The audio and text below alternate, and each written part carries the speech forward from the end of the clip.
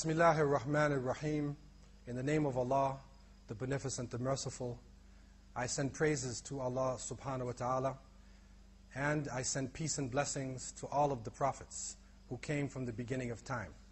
From the time of Adam alayhi salam, the time of Noah alayhi salam, Noah, to Ibrahim, Abraham, peace be upon him, to Musa or Moses, peace be upon him, to Isa or Jesus, peace be upon him, and to the last prophet Muhammad, peace and blessings be upon him. We ask Allah to bless them and to give them the best for their striving and what they have left. And we begin in the greeting words of paradise. Assalamu alaikum wa rahmatullah.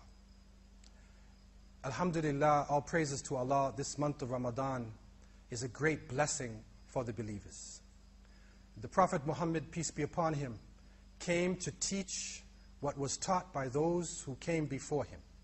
He came as a seal, as a finality of all of the prophets who lived on this earth from the beginning of time. We know that prophets have come to every nation and every tribe. Prophets came to the Chinese people, to the Indian people, to African people, to the Middle Eastern people, to European people, to every nation, every grouping at one point in time had a messenger who taught them that they should submit to the Creator of the heavens and the earth. La ilaha illallah. There is nothing worthy of worship but Allah Azza wa Jal, Almighty and Majestic. The prophets also had a type of sharia, a type of law that was developed during their time. According to their tribe, according to their environment, this sharia was developed. But the Prophet Muhammad, peace be upon him, came not only to the Arabs but to the non-Arabs. He came to all of humanity and to the jinn. And he taught a message that was good not only 1400 years ago, but it was also, is also good and shall always be good till the day of resurrection. He taught a message that all people could benefit from, that the young and the old, male and female, black and white, all languages can benefit from this message. And one of the great teachings in it is fasting. Imsak, as we would say in the Arabic language, abstinence. That the person controls themselves, that they abstain from eating, from drinking, from sexual activities during this blessed month of Ramadan. And this imsak is an activity that people throughout the planet are involved in. Many young people who are growing up within Islam, many middle-aged people who are finding their Islam, and many new Muslims are asking the question, what is the purpose of imsak? What is the purpose of fasting? Even non-Muslims who are looking into the Muslim world and recognizing now that Islam is not just a religion of the Middle East, that there are people fasting all over this planet. Even the non-Muslim people are asking today, what is imsak? Why are you doing this, especially in this month? In order to understand this, we need to look at the very concept of abstinence itself, because it is an activity that human beings are involved in all over the planet. We could say it has even become part of the global culture of the world. And when we say this, we look at imsak in a number of ways. Number one, there is a form of abstinence that is done for health reasons. If a person is struck with a heart attack and goes to the doctor and is complaining about their heart and maybe their arteries have been clogged up, the doctor will say you should watch out for eating fatty foods. You should stay away from cholesterol. And so therefore, you should do a type of imsak. And so that person would then look at his menu and would shop in a certain way and cook the food in order to avoid fatty foods, cholesterol-based foods. If a person is struck with diabetes, then the doctor would say, stay away from sugar. You should not take in sugar in your tea or in candy or in anything. You have to avoid it. So the person then begins a life of imsak, where they literally dedicate themselves to stay away from sugar. Because through that dedication, they are actually gaining life. And so the imsak for the person who is struck with diabetes, preserves his life. Imsak also comes for people who are struck with allergies. The allergy or the hasasiya, when this strikes the person, they have to do a test and they find out, am I allergic to peanuts? Am I allergic to sweet things?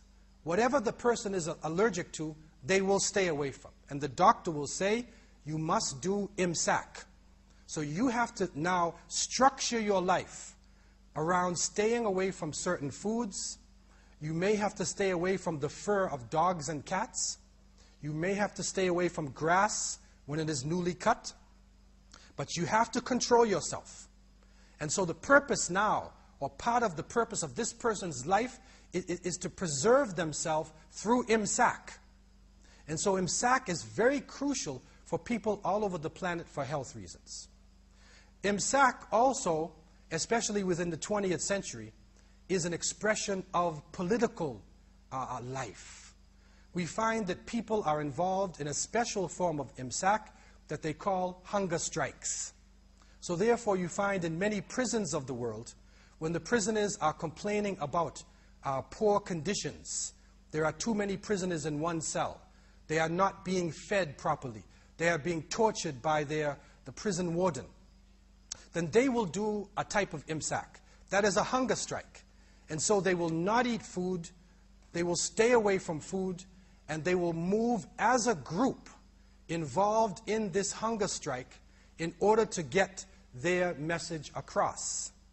And a hunger strike has rules, it has qawa'id, where you actually have to learn, and the people who have done hunger strikes before, they will tell you, if you are involved in this strike, then you should lessen your physical activities. You should stay out of the sun. They will give you lessons so that you're able to carry out your hunger strike for a long period of time. And so when the group within the prison does the hunger strike, then the word gets out to the world, the newspapers report it, and the prison authorities are usually forced to change the conditions of the prisoners. So therefore, this imsak, this abstinence, was done for political reasons. And people are involved in this, they look forward to it, and they even consider it to be one of their strong activities to gain justice within society. Young people today especially are involved in a new form of imsak, and that is abstinence for beauty's sake. Beauty now, in many parts of the world, is connected with being thin. And so therefore people will try to stay away from carbohydrates and stay away from sugar, and they will eat less in order to be able to wear the special designer jeans or to put on certain clothing. They feel that having a thin body is a sign of being a modern person, so they will do imsak. They will stay away from foods. They will stay away from sweets in order to be beautiful. In the extreme case, anorexia, there are even people who will literally throw up their food because they are afraid of breaking the rules of imsak for beauty's sake. So therefore, in the global culture today, which is being spread in the media of the world, a slim look is pushing young people to imsak. Islam, which is the religion of all the prophets and all nations, is special because the reason for fasting has been given to us by the Creator of the heavens and the earth. Allah subhanahu wa ta'ala has given us in the final revelation, in Surah Al-Baqarah, the second chapter, verse 183, Bismillahir Rahmanir Rahim, Ya ayyuhal ladhina amanu, kutiba alaykumus siyamu kama kutiba ala alladhina min qablikum, la'allakum tattaqun. O you who believe, fasting has been prescribed on you as it was prescribed on those who came before you, in order that you would have taqwa, in order that you would have God consciousness. Now people in many religions look at fasting as a type of expiation, a punishment for the body, a type of physical purification. But in Islam, the final revelation, divine wisdom, has been given to us from above 7 heavens, لَعَلَّكُمْ تَتَّقُونَ, so that you would have taqwa. What is taqwa? The great scholars of Islam have told us It is a combination of al-khawf wa raja, fear and hope. It is a wiqaya, it is a shield, a spiritual shield surrounding the believer. And so the fasting is not for beauty's sake. It is not a punishment. It is not for political reasons. It is not for health reasons, although in many cases we can gain good health. Our bodies will beautify, but that's not the purpose. It is to gain the consciousness of Allah. It is to gain that feeling of the presence of the Creator of the heavens and the earth that drives us towards right action. It helps us to be pious because we recognize the presence of the Creator and we give up food for Allah subhanahu wa ta'ala. We give up drinking for Allah subhanahu wa ta'ala. Imagine people living in the desert who need water in order to survive, but they give up the water for the Creator of the heavens and the earth. Imagine people who don't have that much food, but they will still give up their food for the Creator of the heavens and the earth.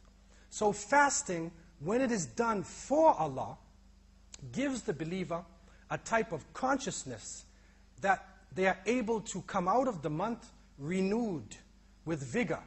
They recognize the presence of the Creator of the heavens and the earth. They have a shield around them.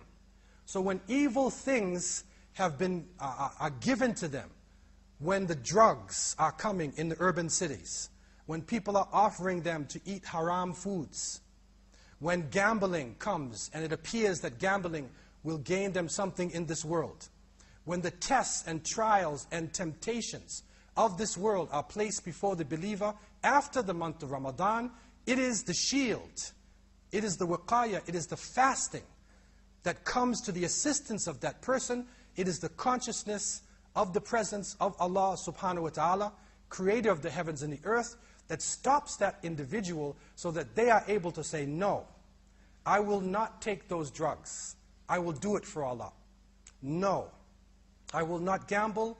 I will do it for Allah. No, I will not eat haram food. I will do it for Allah. Yes, I will pray on time. I will do it for Allah. Yes, I will go to pilgrimage if I have the istita'a, the ability. I will do it for Allah. So the lessons of Ramadan, the fasting, becomes a shield, it becomes a stimulant for that person for the rest of the year. This is divine wisdom, and we are blessed as Muslims to be the followers of the last and greatest prophet, Muhammad ibn Abdullah. Peace and blessings be upon him. May Allah bless him forever and give the Muslims success in this life and the next. Wassalamu alaikum wa rahmatullahi wa barakatuh.